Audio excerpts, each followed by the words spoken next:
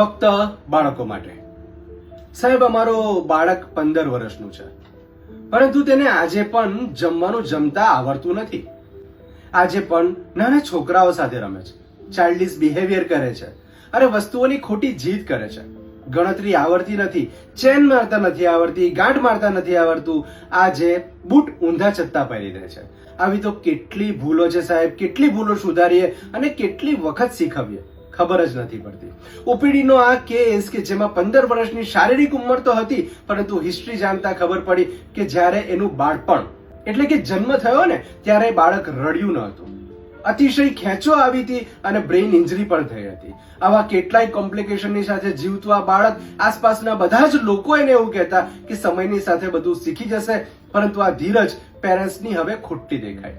જ્યારે સાયકોલોજીસ્ટ માટે એમના પીડિયાટ્રિશિયનને આઈક્યુ એસેસમેન્ટ માટે મોકલવામાં આવ્યા ત્યારે ધ્યાનમાં આવ્યું કે આ 15 વર્ષનું બાળક એ મનથી ફક્ત 5 વર્ષનું છે. યાદ રાખો પેરેન્ટ્સ તરીકે કે જેટલું જલ્દી બુદ્ધિ આંકને માપી શકાય છે તેટલું જ એના નિદાન અને ઉપચાર અર્થે એનું સમાધાન પણ થઈ શકે છે.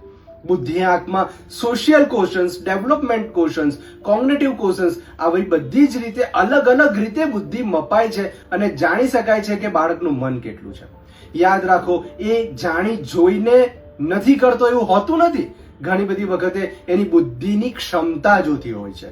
આ બુદ્ધિની ક્ષમતા ઓછી હોવાના કારણોના લઈને વ્યક્તિ ચાહીને પણ એ બાળક એચિવમેન્ટ સુધી નથી પહોંચી શકતું.